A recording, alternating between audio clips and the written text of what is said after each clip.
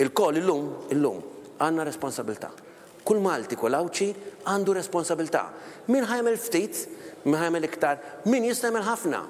Bil-kliem, bid-donazzjonijiet, bl-azzjonijiet, bil-persważjoni, billi xerret, billi tfihem, dak li għandu jkun messaġġ wieħed.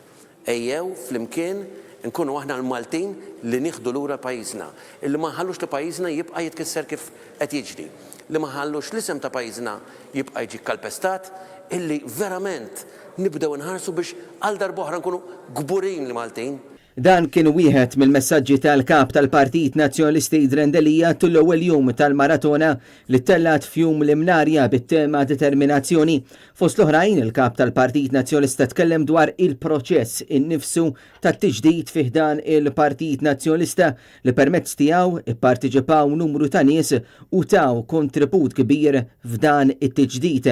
Però jiena ċert kemm minn dawk li pparteċipaw, kemm il-feedback li kellna, kemm mill-entużjażmu ta' dawk illi jipparteċipaw mhux biss il-bieraħ imma għadhom qed juruna illi jridu jkunu parti issa minn vjaġġ twal.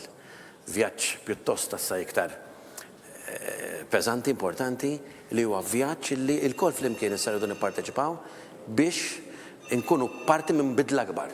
Drendelija ta' ħarsa lejn dak li qed jiġri f'pajjiżna, l-impatt li l-iskandli tal-gvern qed iħallu fuq l-ekonomija Maltija u kif ukoll wara kollox fuq is-soċjetà. Il-kap tal-Partit Nazzjonalista tenna wkoll Robert Abela preżentament jinsab ostaġġ u qiegħed ikun kontinwament reattiv. Robert Abela huwa ċar illi mhuwiex qed jieħu deċiżjonijiet mir-rajħ, mhuwiex ippjanat dak li qed jagħmel, imma qed ikun imġiel. Meta ma jkunx jistgħmel mod ieħor, ikun inevitabbli jaf kulħadd qed jitkaża.